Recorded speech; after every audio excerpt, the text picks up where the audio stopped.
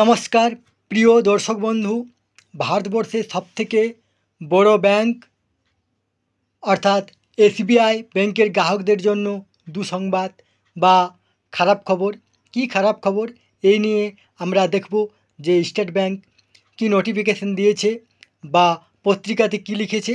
তার আগে আপনারা অবশ্যই আমার চ্যানেলটি সাবস্ক্রাইব করে নেবেন এবং সবার আগে গুরুত্বপূর্ণ নোটিফিকেশান পাওয়ার জন্য সামনের যে বেল আইকন আছে সেখানে প্রেস করে নোটিফিকেশান অল করে রাখবেন এবং ভিডিওর শেষে লাইক কমেন্ট শেয়ার করবেন।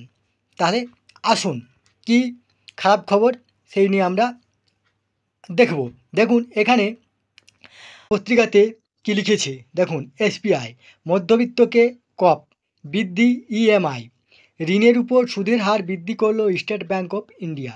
দেশের বৃহত্তম রাষ্ট্রায়ত্ত ব্যাংকের তরফে জানানো হয়েছে সোমবার থেকেই 10 বেসিস পয়েন্ট সুদের হার বৃদ্ধি করা হচ্ছে ঋণের উপর।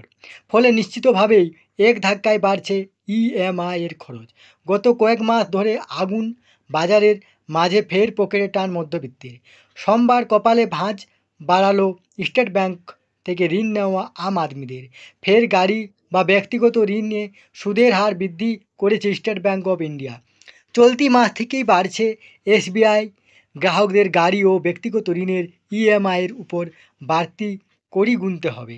রবিবার পর্যন্ত এসবিআইয়ের marginal cost of lending rate বা MCLR ছিল 5 বেসিস পয়েন্ট। সোমবার থেকে তা 10 বেসিস পয়েন্ট বৃদ্ধি করেছে রাষ্ট্রায়ত্ত ব্যাংক।